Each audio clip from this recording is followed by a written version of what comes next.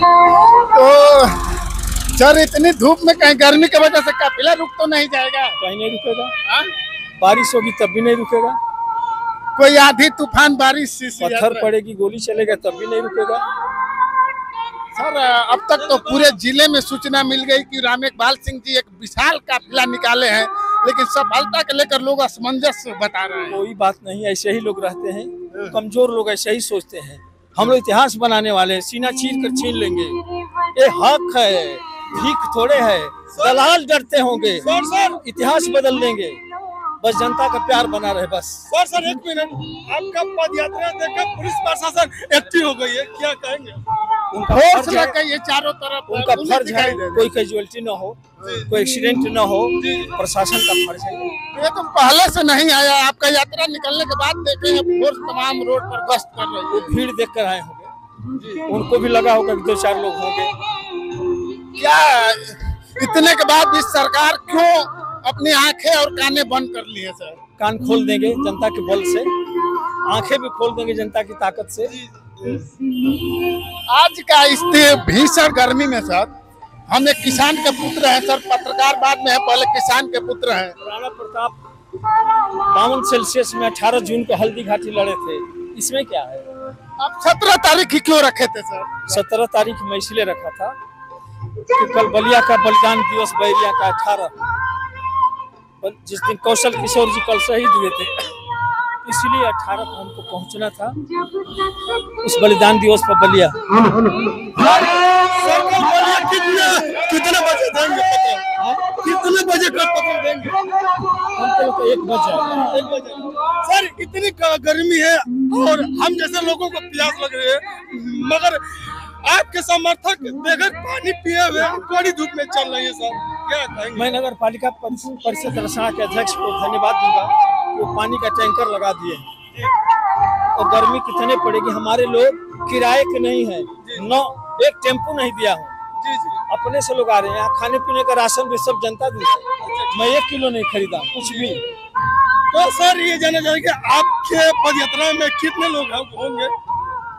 अब आप देखे होंगे, हम तो पीछे तक जी हम देखे हैं, संख्या बहुत ज्यादा, कम से कम 500 मीटर में तो है। अभी आ रहे हैं, कल सुबह बहुत आ जाएंगे। 2 दिन वाले से कुछ लोग ऐसा क्या किए हैं सर कि आपके कार्यकर्ताओं में भी 2 गुना जोश, जो गाड़ी ऐसी गाड़ी से चलने वाले आज पैदल चल रहे हैं सर? मेरे कार्यकर्ता आज 33 साल से आजमाए हैं मुझे, मैं कार्यकर्ताओं का झंडा झुकने नहीं दिया। मैं अपनी सरकार गिरा चुका हूँ, पूरी भारत का रिकॉर्ड है सर, एक गरीब के लिए। सरकार गिराने वाली थोड़ा जिक्र हो जाता सर, आज महत्वपूर्ण खबर बन रही है रचना के लिए। यही आगे पहाड़पुर गांव है, हमारा कार्यकर्ता ओम प्रकाश राम थे, अभी हैं वो, उनके घर को माननीय पूर्व मंत्री गोराराम जी गिरवा कर दिन में ही कब्जा कर लिए।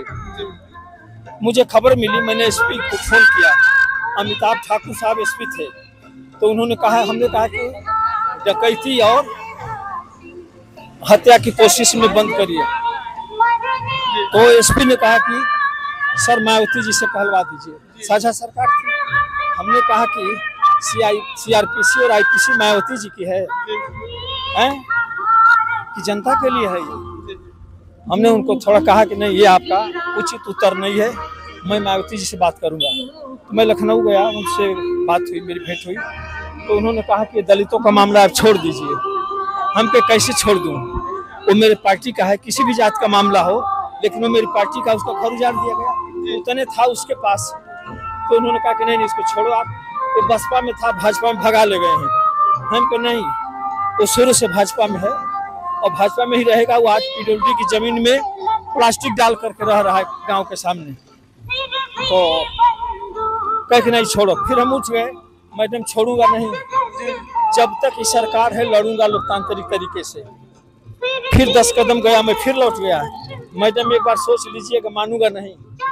और यही कहते हुए पंचम तल से नीचे आ गए कि कल सुबह उस सड़क से पहुंच रहा हूँ, 1000 लोग गांधी चौक में बलिया इकट्ठा हो, धरना होगा 2 घंटे का। तो तीसरे दिन मायावती जी आ गई और उसके घर पर उन्होंने अंबेडकर कम्युनिटी सेंटर का शिलान्यास कर दी, जो घर गिराए थे वो। तो मैं गया था, हेलीपैड पर गया था, वो बड़ा दुखी टाइप थी हमसे देखकर। लेकिन मेरा फर्ज था, मेरे क्षेत्र में आई थी तो मैं आकर आगे सोफे पर बैठ गया। उस मंच पर आई और उन्होंने 6 बार कहा यहाँ के एमएलए को कोटा में ठूस दो, ये हमारे खिलाफ धरना प्रदर्शन कर रहे हैं। मैं सुन रहा था, जब उतर कर चली गई प्रेस वाले लोग घेर लिए, विधायक जी आपको क्या कहना है? हम पे मुझे ये कहना है कि जेल मायावती जी नहीं देखी, जेल तो मैं 13 साल से जाता हूँ, उनकी जेल देखना चाहता हूँ और कल नगरा थाना घेरूंगा। और मैं दूसरे दिन नगरा थाने को घेरा और रात को 9 बजे तक चला। डीएम एसपी साहब आए और उन लोगों ने कहा कि विधायक जी आपकी गिरफ्तारी नहीं होगी। हम कहे ठीक है, मेरी गिरफ्तारी नहीं हुई तो 1 अगस्त को आपको घेरूंगा। 1 अगस्त 2003 को कलेक्ट्रेट घेरी गई। अब विश्वास नहीं करेंगे, मैं ट्रैक्टर से गया था नगरा से, मेरे पीछे 400 ट्रैक्टर गए थे। वहाँ 1.5 लाख से ऊपर लोग पहुँच चुके थे मेरे जाने से पहले। बहुत जना क्रोश था, कोई दल पार्टी नहीं बची थी। हर नागरिक, बलिया जिला में सारा पुलिस सिविल में हो गए थे, कोई वर्दी में नहीं था। तो वहाँ मैंने, जबकि उसके पहले हमारे पार्टी के माननीय वरिष्ठ लोग कहे आंदोलन वापस ले लीजिए, सरकार गिर जाएगी। हमने कहा कैसे वापस ले लें, हम माफिया थोड़े हैं कि मेरे ही क्षेत्र में जेल में डालने को ललकारेंगे। या तो जेल में डाल दिया आंदोलन के खिलाफ, या तो माफी मांग ले बलिया की जनता से, चुना हुआ प्रतिनिधि हो। ये बात आप लोग करवा दीजिए। ये बात लोग नहीं कह पाए और प्रदर्शन हुआ और सरकार 25 अगस्त को उन्होंने ऐलान कर दिया। वहाँ से रमाबाई पार्क में रैली किया उन्होंने और 25वां दिन उन्होंने विधानसभा भंग करने की सिफारिश की। पहला मुद्दा उनका था कि बलिया का एमएलए विरुद्ध बगावत कर दिया है, राजनाथ सिंह जी और विनय कटियार जी चढ़ाए हुए हैं। कोई मुझसे बात नहीं किया था, उनका कर्म मुझको ताकत दे दिया। और टंडन जी जाकर समर्थन वापस ले लिए थे, मंच पर थी तभी सरकार अल्पमत में आ गई थी। तो जब वो गई बर्खास्त करने की चिट्ठी लेकर, तो राज्यपाल महोदय ने कहा कि सरकार अल्पमत में टंडन जी समर्थन वापस ले लिए, इसलिए अब राष्ट्रपति शासन हो गया। फिर चली आएंगे। 3-4 दिन बाद मुलायम सिंह जी को उन्होंने आमंत्रित किया और 26 अगस्त को वो मुख्यमंत्री हो गया। 28 को यह है तो कार्यकर्ता के लिए अपनी सरकार गिराया हूँ। लोग तो कहानी तो आती है, दूसरी पार्टी वाले जाकर सरकार का तलवा चाट रहे हैं। ठेका ठपारी के लिए यार, मर्द हो मर जाओ, ज्यादा अच्छा है।